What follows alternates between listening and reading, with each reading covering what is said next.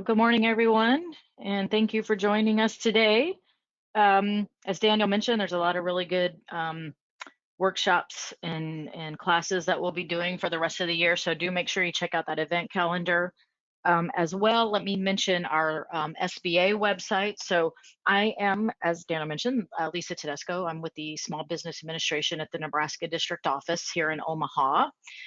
We also offer a lot of different courses, not just in the contracting side, but certainly for any entrepreneur who is trying to start a business or trying to grow their business. So check out our events page as well at sba.gov /NE for Nebraska.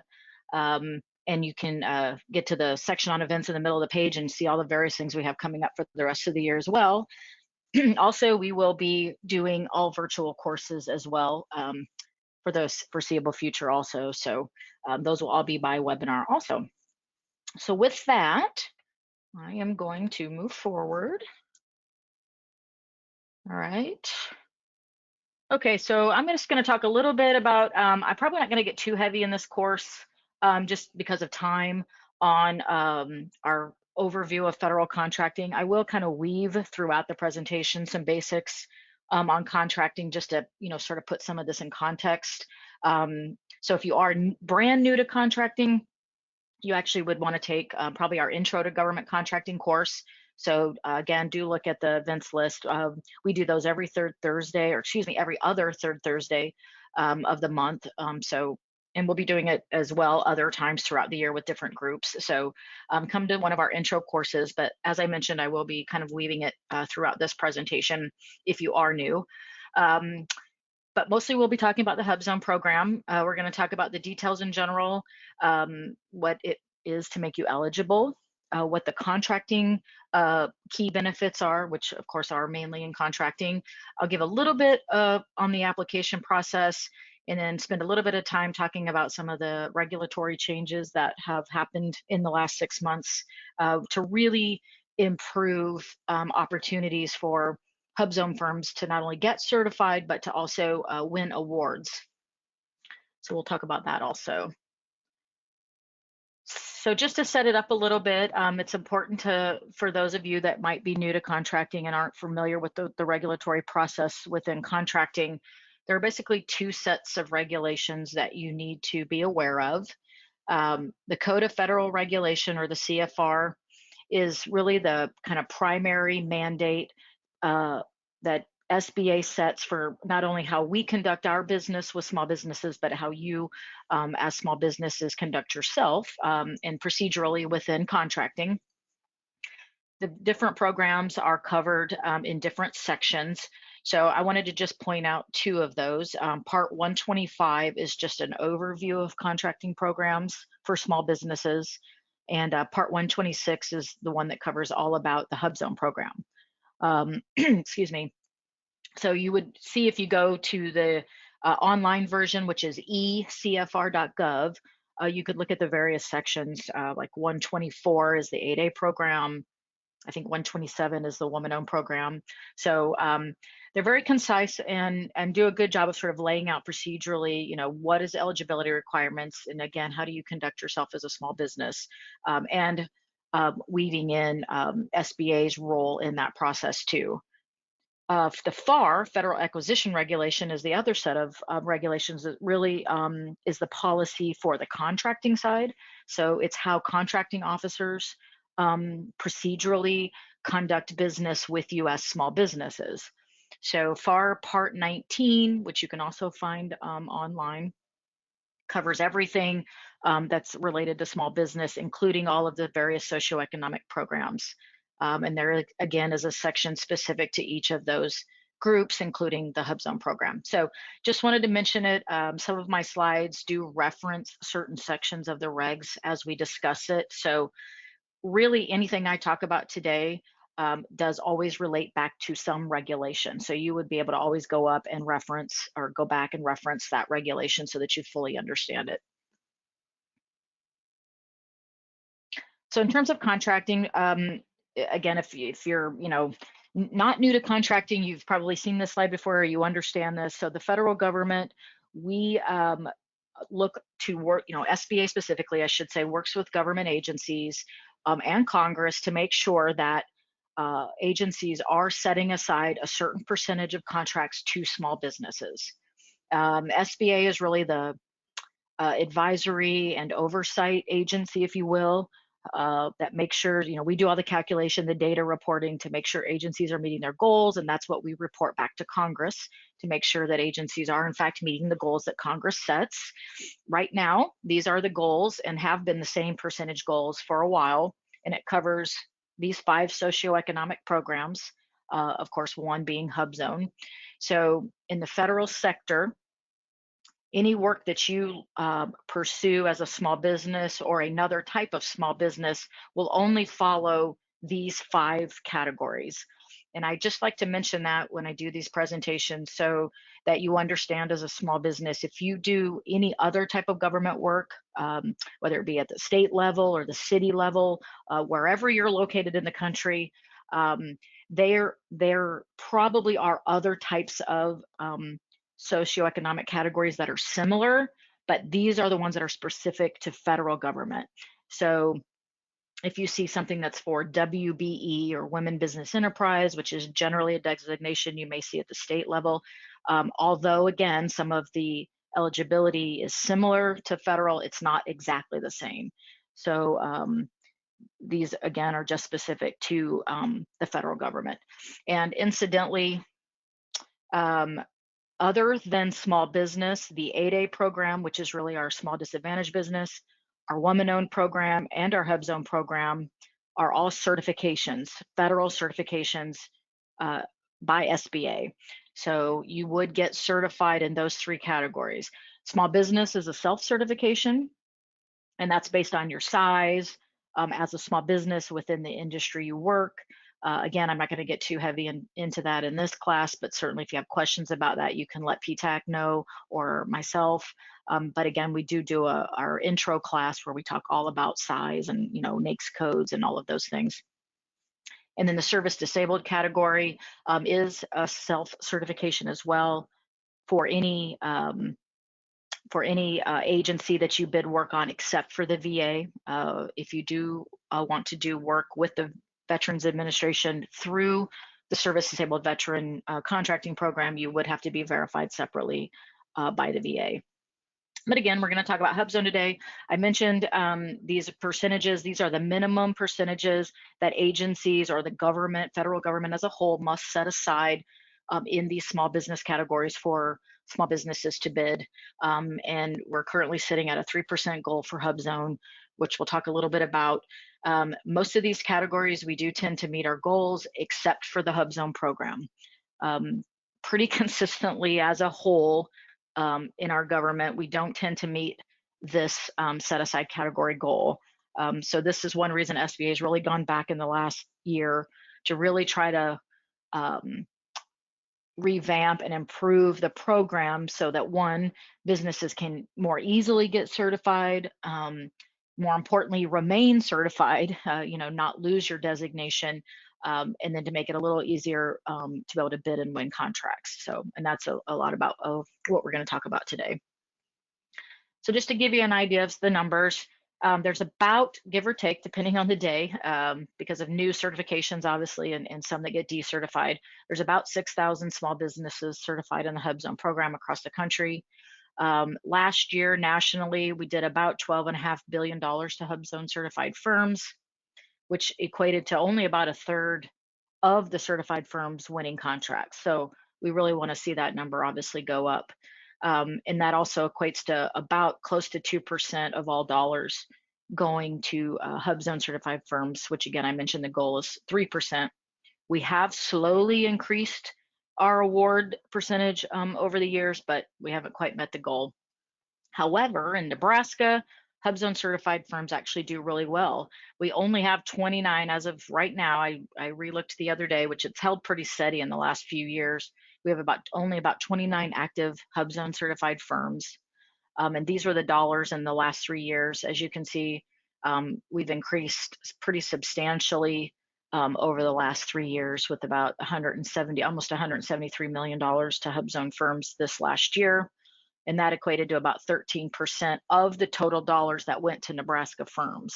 So of the total dollars we did in contracts, which is about a billion, a little over $1 billion in contracts, about 13% of that went to went to HUBZone certified firms. So the program does well in our state, but it's certainly we'd love to see that number of active firms increased as well.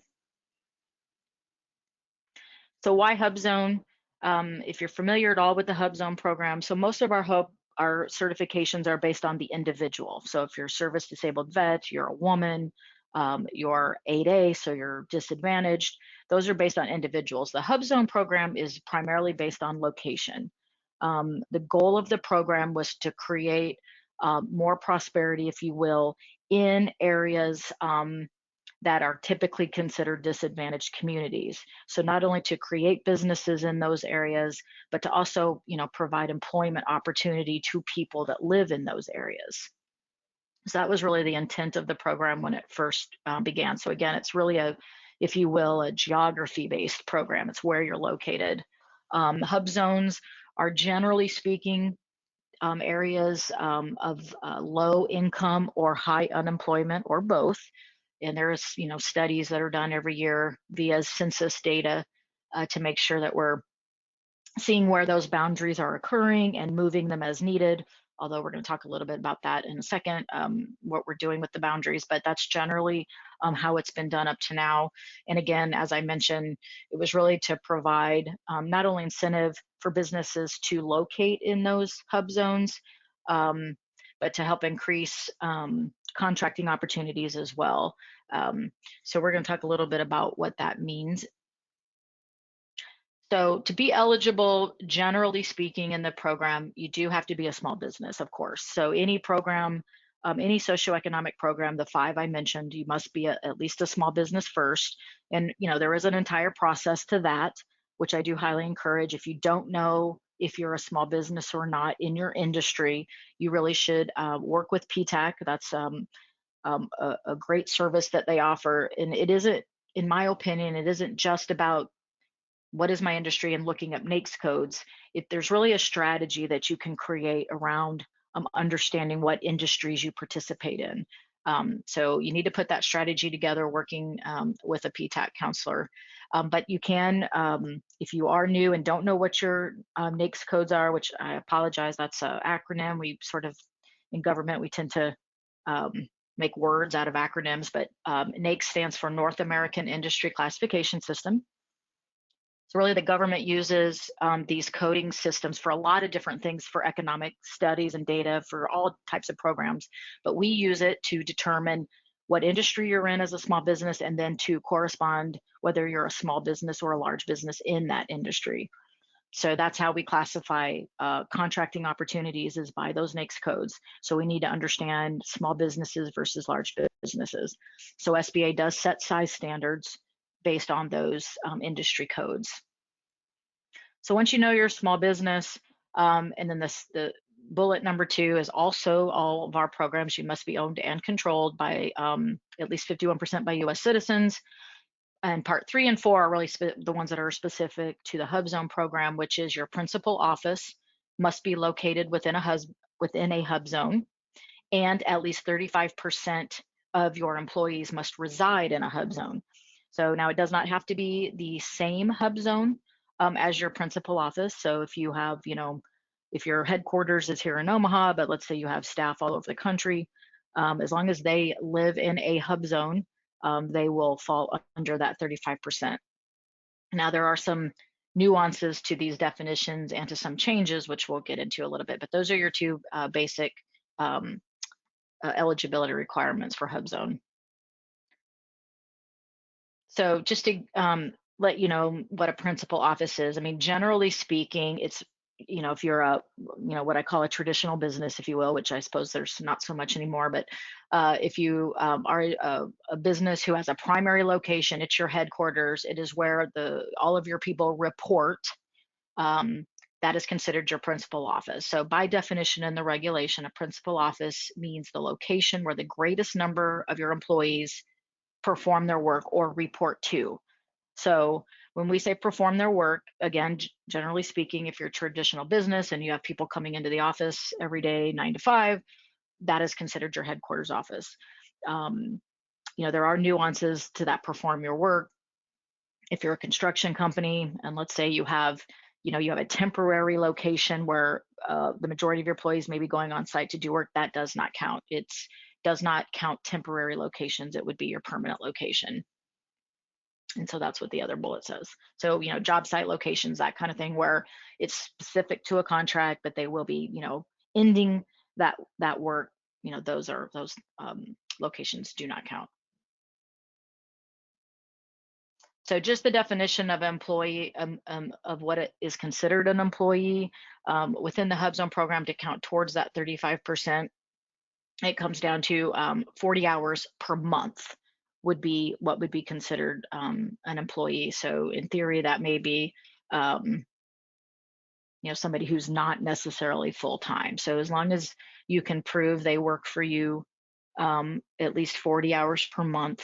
This does not include 1099 employees, by the way. Any contractors are considered separate. So any direct employees, 40 hours a month as an employee. You can check the HUBZone map, which we're going to talk about the map in a second. So part of your due diligence prior to applying would be utilizing the mapping system to run the addresses of your employees. So that's how you would find out whether or not they are actually located in a HUBZone. We're going to talk about regulatory changes, but I decided to add a bullet here under employment. One of the new changes to the program, which I think is probably one of the best changes they've made in terms of this particular criteria, is if you have a long-term employee and they were essentially an employee with you when you became certified, and let's say your business has done well, let's say that employee has even done well, maybe they've been promoted, and you've increased their salary, and they want to move. They're ready to move.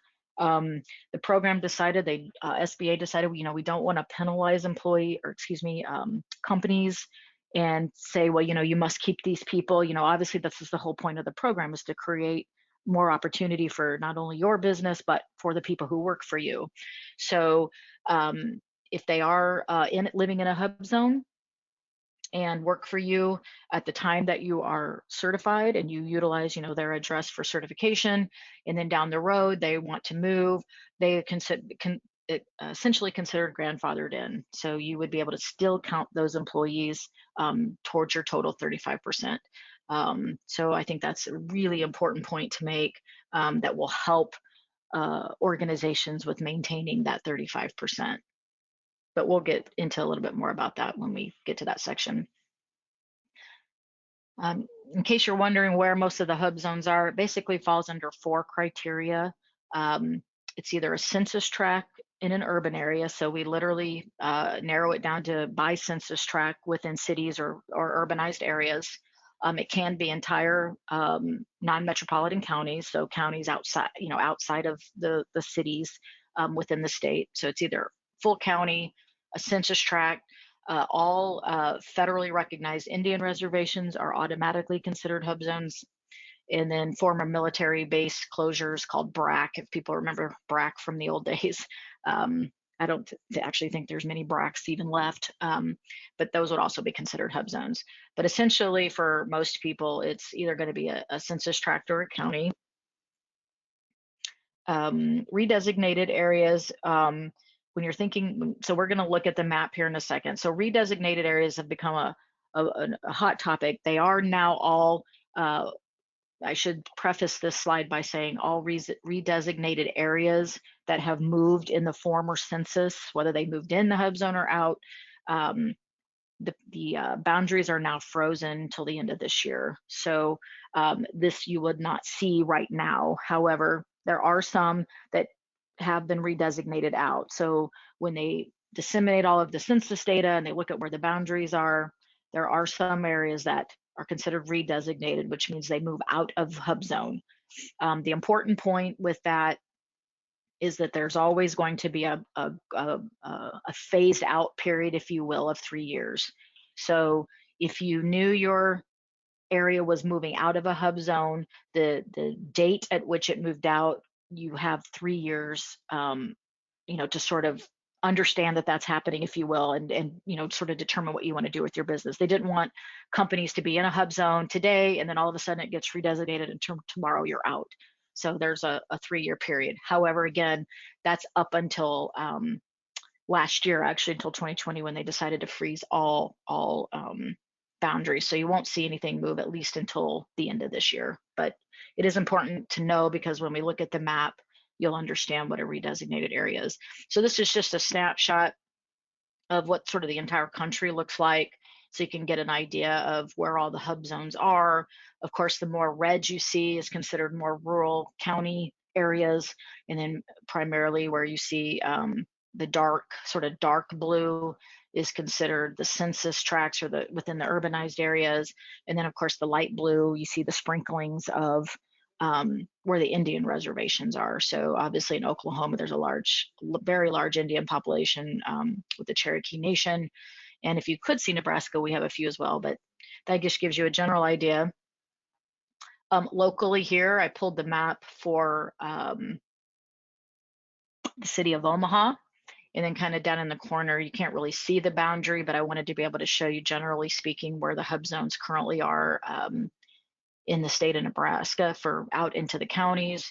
So again, I mentioned redesignated areas, and I wanted to point that out because you can see there are some census tracts within the city of Omaha that are redesignated.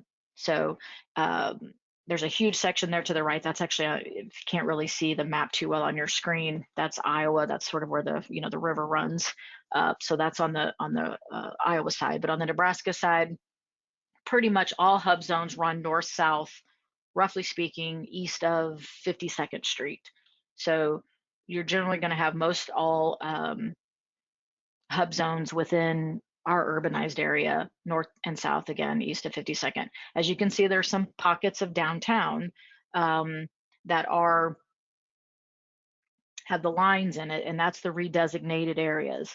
So there are some areas of downtown that were considered hub zone, but they're putting up, I suppose, fancy condos and things like that, and different people are moving down there. So those are some redesignated areas. Now, if you were to click on that particular census tract, it would pop up in this box that you can kind of see. I mean, this again is just a screenshot of the whole area, but this box would pop up and show you that that tract is redesignated. Now, what it's going to say right now, of course, is it's frozen. So they did, again, because of the regulatory change, they froze those maps till the end of this year. So nothing will be redesignated. But once we go back into redesignated status based on new census data, if you were to click on those redesignations, let's say in a year and a half from now, it would give you a date that redesignated area is going out of HUBZone. They've also added to the maps, they finally got the maps updated for the disaster areas. So there are some automatic HUBZone areas that qualify based on disaster. Now, there are some nuances to that, meaning it had to have been in a HUBZone prior, in a certain time frame, fell out of HUBZone because of whatever economic opportunity had improved, came out, and then now because of disaster it's gone back in. So if that has happened, they now have that located in the map. So it's designated by the straight line. So again, if you were to look across here, you would see some that are potentially part of the disaster areas as well. And I didn't show it on here. I just screenshotted the entire city, but if you can see up in the upper left-hand corner, I again searched for just Omaha. So you could search by city, you could search by county, but again, you could search by address. So if you put in your office address and put in your employee's address, it would literally narrow down to that particular tract. And then again, you would get the pop-up that say this area is a qualified hub zone. And so then you would be able to know, or again, it will tell you the opposite, which is, this is not currently in a qualified hub zone. So that's how you could, easily search addresses of your employees and your office. Okay, so that's generally what it is. I'm just going to mention a little bit of what the contracting benefits are as well, and then we'll end with kind of talking about some of the changes and what other parts of the, the nuances or the details of for the eligibility. But again, I mentioned the socioeconomic programs. It's just important to know that if you're pursuing contracts as a HUBZone certified firm, there is no order of precedence amongst programs. So the Small Business Act of 2010 made all programs of equal weight, so to speak, within contracting acquisition strategies. So there actually used to be a hierarchy prior to 2010 that agencies had to actually look at HUBZone first, and then there was tiered down from there. A-Day was next, woman-owned was next, or maybe veteran, I can't remember. Well, now they created program parity, which really just means there is no preference. So if they can find businesses that they think can reasonably compete for the work, they can set it aside in any of these categories equally. Of course, HUBZone being one of them. So again, this is a whole nother topic we talk about in my intro class, where we talk about the rule of two. But essentially what the rule of two is if an agency can find at least 2 small businesses within any of these categories, including small business, by the way, any of those 5 categories, if they can find at least 2 that they think can reasonably compete on the work, then they will set it aside in that category. So again, there's a strategy for you as a business that you put yourself out there, make sure that they can find you so that they can reach out to you, or at least include you as part of their market research. And then when they when they put their acquisition strategy together, which includes their market research, they can go to their superiors and say, we found at least 2 HUBZone small businesses that we think can do this work, and then we can get it set aside for HUBZone category. So again, there's a real effort within the market research of the agencies themselves to find you. And they do that through lots of different ways, whether it's find your websites, look for your profile in SAM or DSBS, or they may even put out a sources sought where they're actually doing market research and looking for you. So there's different ways and different things that you need to know about that are out there. So again, they can find you so that we can get these programs set aside. Okay, so let's say it's now been, go ahead, Daniel. Before we get too far, would you mind going back a couple slides? I had a question come in that I think we might address. I think some people might have the same question. Oh, sorry. The yep, maps? That one. Yep. This one? So okay. The question was, with much of Nebraska having been impacted by federally declared disasters, will that impact the redesignated HUBZone areas, such as extend the dates those areas qualify as HUBZone areas? That's a good question, actually. I have not heard, I'll write that down though. I think that's actually an excellent question. I have not heard of any extension on dates, but not to say it won't come. I'm gonna write that down because I do think that's a great question. Again, we haven't heard anything about that. Not to say it won't happen. As small businesses, if you know anything about what's going on with the PPP loans and the EIDL loans and that kind of thing, and all of the things we're trying to do to implement, through SBA, really it's, Department of Treasury and the White House are sort of creating all of it, and then SBA has to try to really quickly manage it and get it out there. There is a lot of resources being put towards implementing those loan programs. Certainly, I know people are thinking about this as well. I don't, so I won't say yes or no. I have not heard if they will extend that date, but I will do a little bit of research. And if I find any more information about that, I will let Daniel and Veronica, the director of the PTAC, know, and then maybe we can put some information out there. But as of right now, I have not heard anything about that. Awesome. Thanks for addressing that, Lisa. Appreciate it. Sure. Well, and just again, remember, so, and I kind of said it quickly, keep in mind that the disaster areas, and I know there's a lot of interest in, particularly in Nebraska, and there's been other states as well that have really been impacted by a lot of natural disasters this year, not just, the economic disaster, but certainly natural disasters, which is generally what this follows. but the nuance to the program is it just can't have been declared a disaster area and therefore it becomes HUBZone eligible. It has to have met other criteria, which, as I mentioned, it has to have been a HUBZone area or a HUBZone qualified area in the past. So there are some nuances to what areas they can declare as part of HUBZone now with the disaster. So that's some of the nuance of what you see with these little sporadic spots out here. But then those do hold time. So there is a current time frame for those, that are extended. However, yeah, beyond that, I don't know. So I will definitely look that up. I think that's a great question. Okay.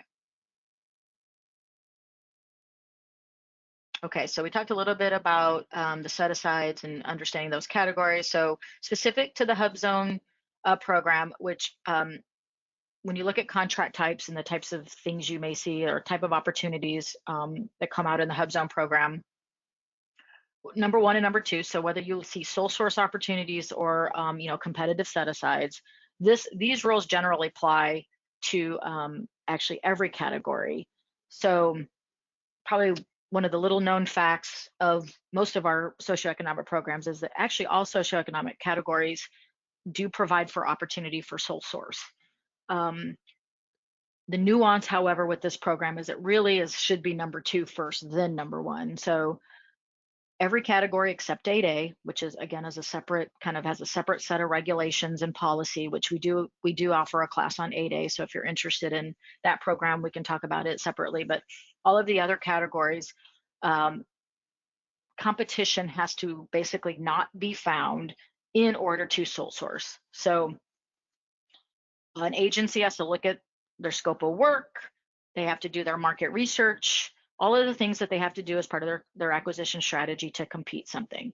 If they cannot compete it or cannot find at least the rule of two that I mentioned, if they cannot find at least two, in this case, HUBZone certified firms to do the work, let's say they find one that can absolutely do the work, then they can and should sole source that opportunity to the HUBZone firm.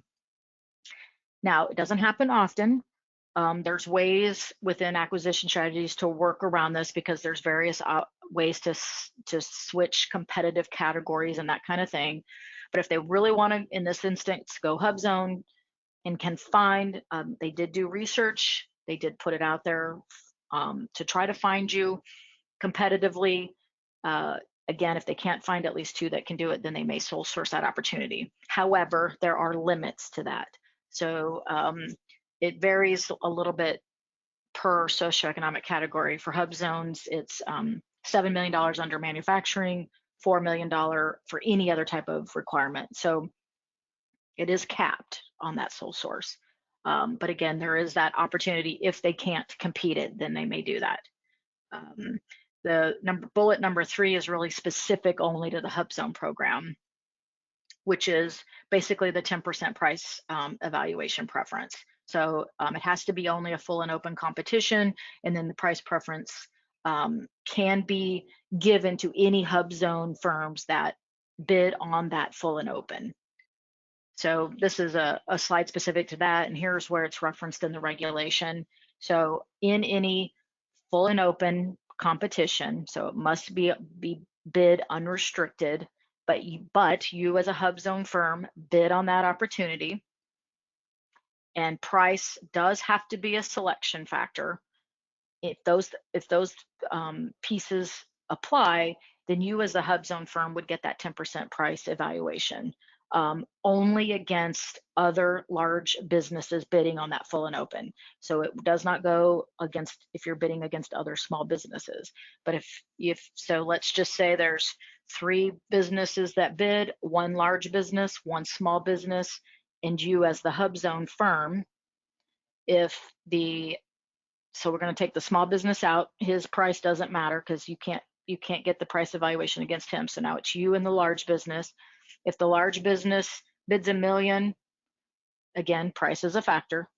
Large business bids $1 million, you bid $1 million, you'll actually get the price, the 10% price preference. So now your bid looks like 900,000.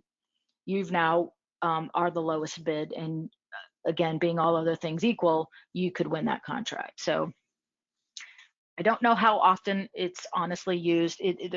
I know it's being increased. There are more awards being done using the price preference evaluation. It is available to contracting to use it.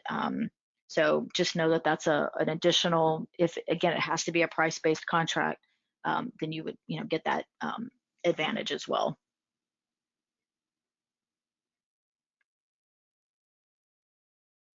Simplified acquisition, again, this is a slide that just sort of reiterates a little bit of what I was talking about. So simplified acquisition threshold is just important to know as a small business, whether you're HUBZone or not, to be honest. If it's below simplified acquisition, it's automatically set aside for small businesses. And if it's above simplified acquisition, again, that's where we're looking for at least 2 certified firms, or in this case, HUBZone certified firms that could do the work, and then we set it aside. Again, this is another topic, or this slide is something we get a little more heavily into our intro class.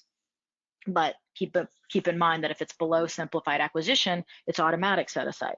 So they can go directly to you as a HUBZone firm if it's under simplified acquisition. Okay, so a little bit about the application process. So I'm not going to get too heavily into the application side other than to just let you know kind of where you start. And because of the improvements that have occurred in the program, there's a whole new management team behind the HUBZone program now, and they've really made a lot of nice improvements. As Daniel mentioned, there's 2 attachments that I think is important for you to download.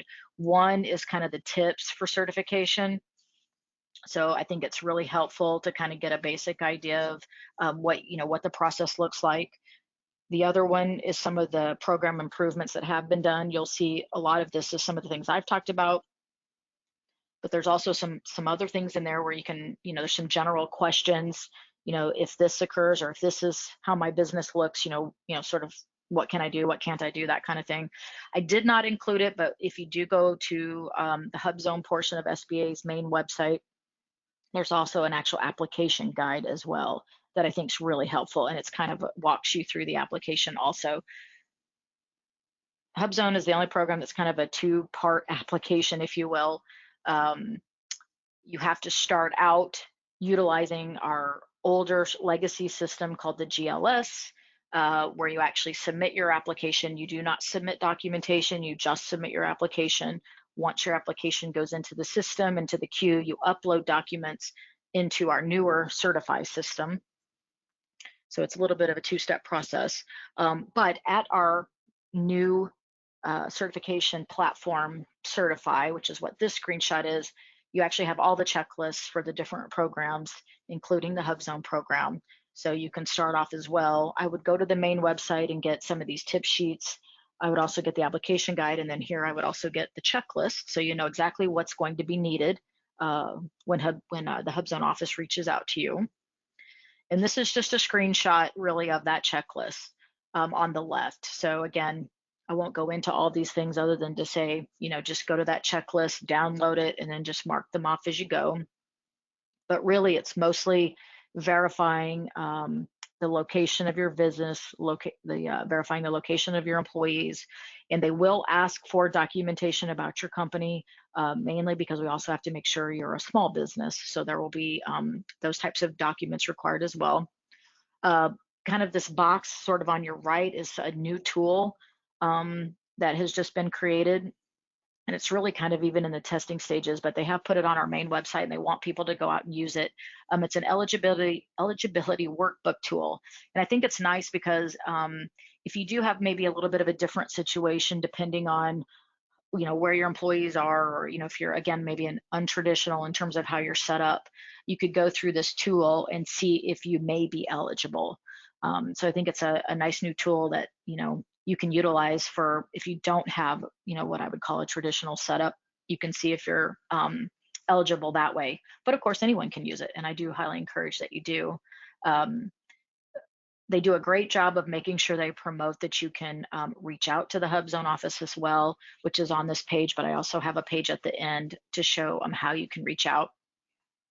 And then as well, in addition to the checklist that you will get at Certify, Also on our website, there are checklists specific to the type of entity that you are. So it is included in that checklist on Certify, as you can see, if you're a corporation, LLC, and so on, but you can actually get a specific list also at our website, again, depending on your corporate structure.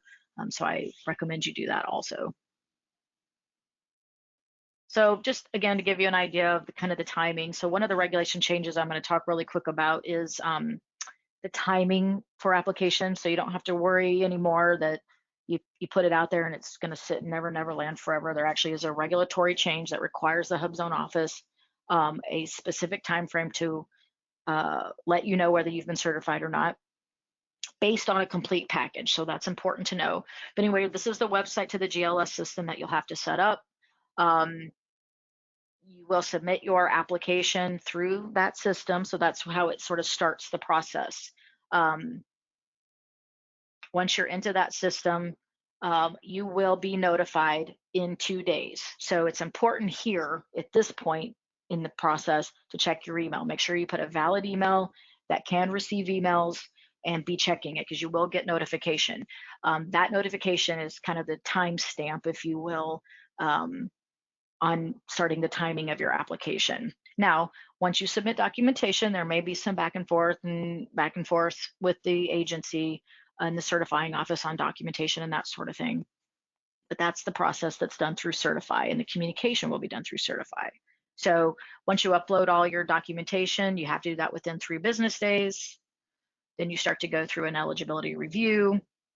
And then, of course, you have to be able to respond to any additional information or clarifications that they may have. That also has to be within a certain amount of business days, in this case, 5 business days. So you will know these as you go. You may exchange some emails with the office, but most of your correspondence will go through Certify at that point. You'll get a detailed email telling you how to upload your documentation. Once you go through that whole process, it's a maximum of 60 days. Then you would go check your status in the dynamic small business search, which is where SBA puts in the certification date for all of our programs, actually, for your company. So that's where you would find out whether you're certified and the date you were certified on. So that's just a sort of quick down and dirty of the process for you. But again, if you have questions as you go, you can certainly work with a PTAC counselor. They can help you with this process, or you can contact my office as well. So again, this is just what the Certify system looks like. You would also have to, again, log in. Once you receive the email, you'll log into the system for uploading your documents. Just a quick slide on just understanding, once you're certified, you will be subject to various things. So you're now certified. SBA will need to verify that certification, obviously, as we go, to make sure you're still eligible for the program. It used to be a 3-year certification. It's now an annual recertification. So you are looked at annually. You may be subject to a program exam somewhere throughout that time frame. Particularly if you win a large HUBZone award, frankly, you may be subject to a program exam or an audit, if you will, based on winning that large contract.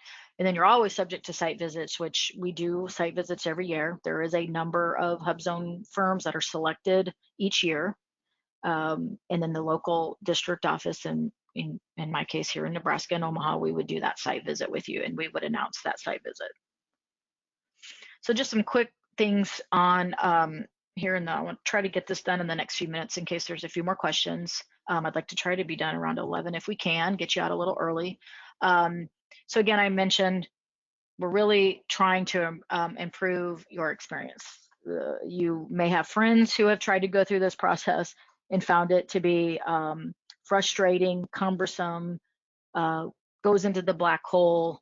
We're really trying to do a better job with improving this experience. And I will say, up to now, the HUBZone office has completely hired new people, and they're so far doing a great job with this program and the changes that they're trying to make.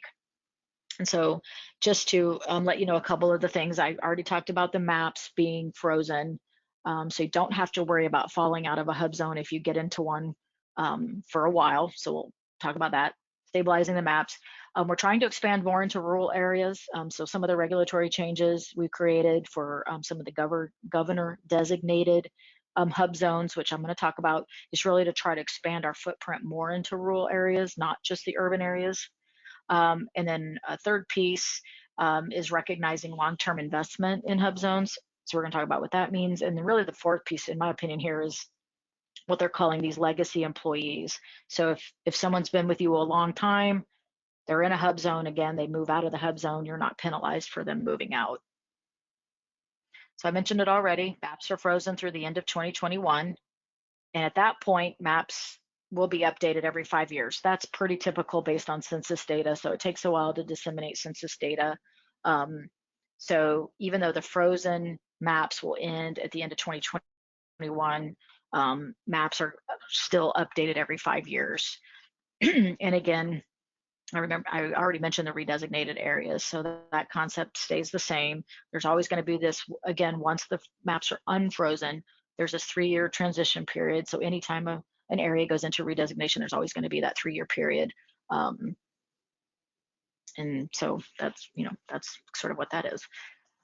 Expanding into rural areas, this is this topic or concept for this governor designated areas. If you look it up in the regulation, it's called a covered area. And what a definition of a covered area is. And I actually just got a call yesterday, as a matter of fact, from an investment firm actually who was looking at some land, and they were just sure it should be in a hub zone, and they'd heard about this governor designation and can we get this area put into a hub zone potentially. So it's important to make the point that this governor designated area, no matter where you're at in the country, is only really to expand into rural areas, not in urban areas. So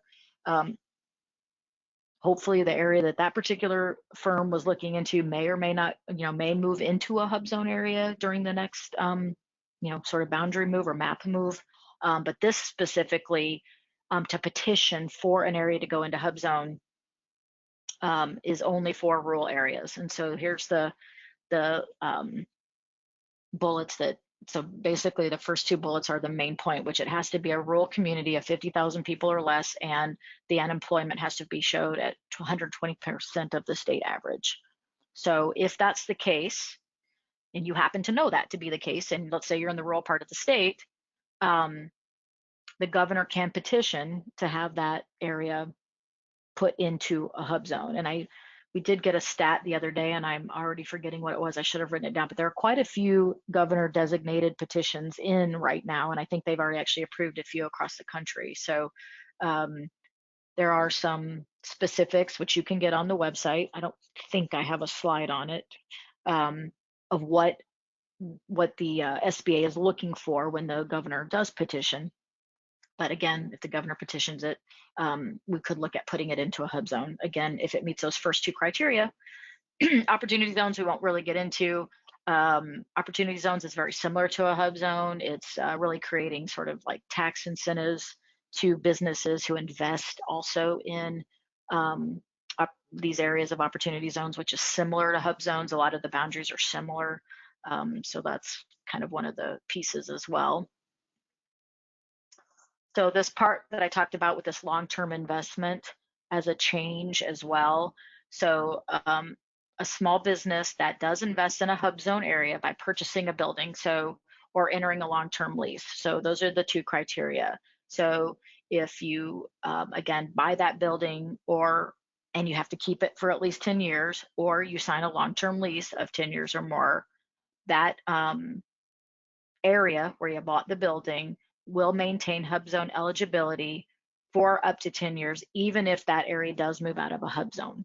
So essentially you can freeze your hub zone status within an area.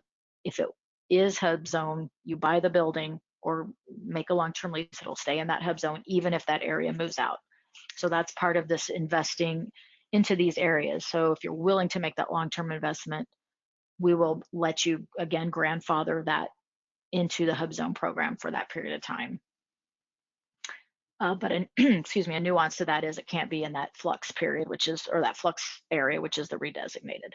But outside of that, if an investment is made, it would also maintain HUBZone status. Increasing program utilization is another big deal. I mentioned legacy employees. We'll talk about the contract eligibility and annual recertification. We think are ways that are going to help businesses to actually maintain their status so that it's reviewed more often. And we'll talk about that. So you do have to annually recertify versus a 3-year certification, which I think is really important because this way we can really monitor better whether you're in a hub zone and that you've maintained your eligibility versus, if you happen to fall out of hub zoning and maybe you don't even realize it, we would hate for you to get, decertified after 3 years, if it's particularly in a contracting opportunity. So we're going to annually monitor recertification. But once you're certified, a firm, so the nuance with the contracting side is a couple of things. So it used to be that you were always considered certified, or you had to be certified at time of offer and at time of award. They've taken away the time of award and it's only at time of offer. So you have to be eligible at time of offer, but it's only for that period of that 1 year. So that's part of the annual recertification from the date of your initial certification or recertification. So, and of course, full documentation reviews are required every 3 years, regardless. That's part of that program exam as well. So they're going to basically review you more often. You're going to do a program exam, which isn't quite as thorough, if you will, as the recertification every year. So program review every 3 years and a recertification every year. But then once you're certified, you will be eligible for your HUBZone contracts that it qualifies within that year.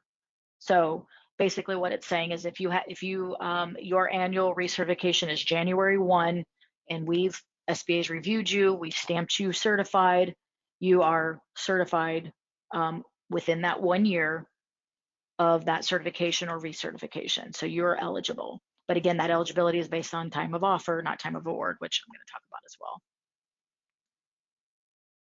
So again, oops, my bullets kind of moved a little bit. Sorry about that.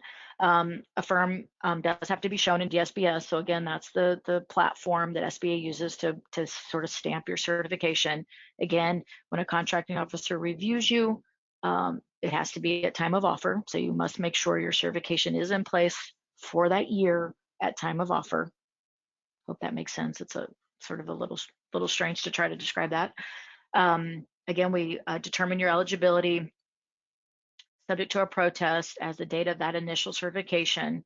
So again, they're going to go back if your HUBZone status is protest, they're going to go back to look at when was that 1 year certification done. Are you within that 1 year of the time your annual recertification occurred? And then 2 other pieces in terms of contracting side is this 35% employment. So you have 2 ways of being able to meet that. Again, I mentioned the legacy employees that we're calling it to help you meet your 35%, but also within the contracting period, you have to attempt to maintain that 35%. And I'm going to talk a little bit more about attempt to maintain on the next slide, but it generally means the pre-reg change, there really was no specific number associated to it. There was some language about what you can do to attempt to maintain that and be able to document that you've attempted to maintain that 35%. Now, post-reg change, they've defined it as at least 20%. So you can fall to at least 20% and still maintain your HUBZone status. And that's sort of what this slide here sort of gives the detail to that. So a firm will be eligible to compete for HUBZone contracts while attempting to maintain that 35% as long as at least you maintain the 20%. So they've now equated that to, they've defined it as a number at 20%. HUBZone firms that are performing on a contract at the time of their recert must have at least 20% of their employees residing in the hub zone to recertify. So same thing. So if it's contract award, but it's also if it falls at the time of your recertification, are you again meeting at least the 20%? And then hub zone firms that are not performing on a contract at the time of your recert must have at least 35% of their employees residing in a hub zone. So That's not attempt to maintain at that point. You're not performing on a contract. You have to meet the 35%. So that's a little bit of the nuance is this sort of 20% attempt to maintain, and you have to just document that you're trying to maintain the 35, but again, that you're at least meeting the 20%.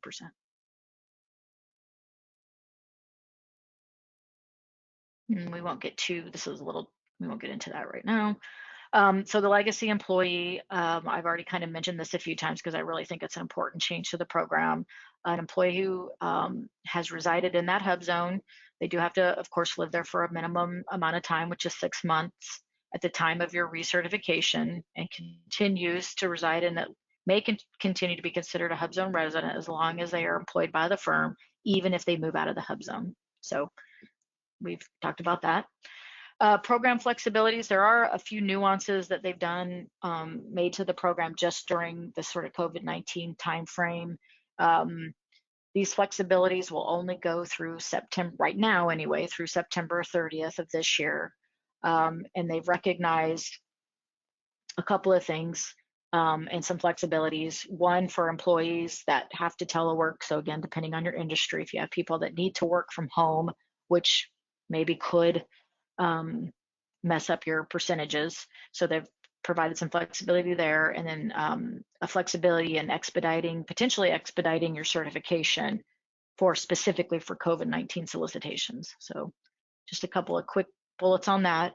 SBA will allow firms who place their employees on mandatory telework to maintain compliance with that, again, with that principal office requirement we talked about earlier for both certification, initial certification and recertification, as long as the firm meets the principal office requirement prior to that telework.